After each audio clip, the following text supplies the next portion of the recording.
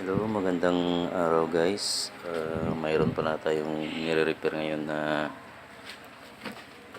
EB737 Sakura.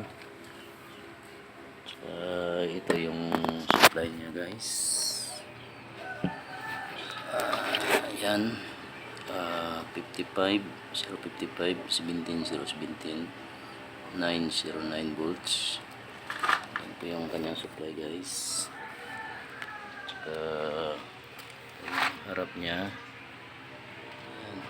EB737 Sakura. Ito pala guys, nakalimutan ko lang mag video nung nag-troubleshoot ako kasi hindi pa tayo sanay sa mga ganitong gawa na nag-video tapos nagre-repair. Ito na lang guys, sabihin ko na lang yung sira nito. Putok yung dalawang fuse, tapos basta putok yung dalawang fuse na yan guys, check nyo lahat ng diode na ito kung walang shorted, tsaka yung apat na kapasitor check nyo rin. Pagka wala dyan yung sira, automatic yan guys, nandito yan sa power transistor na output niya guys. Yan o, yan yung kulay itim na yan, yan yung output niya. Yan, check nyo lang yan guys. Tapos ito yung kanyang sira.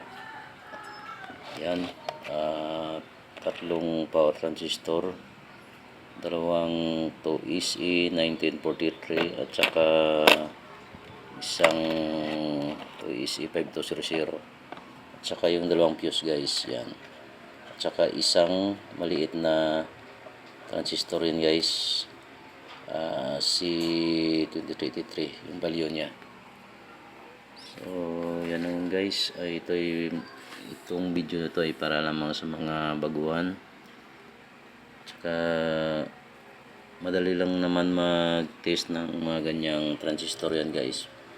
Madali yan malaman kung short o hindi. Sige, yan lang po muna guys. Pasensya na kayo sa video natin, medyo malabo pa. Hindi pa tayo sanay sa vlog guys.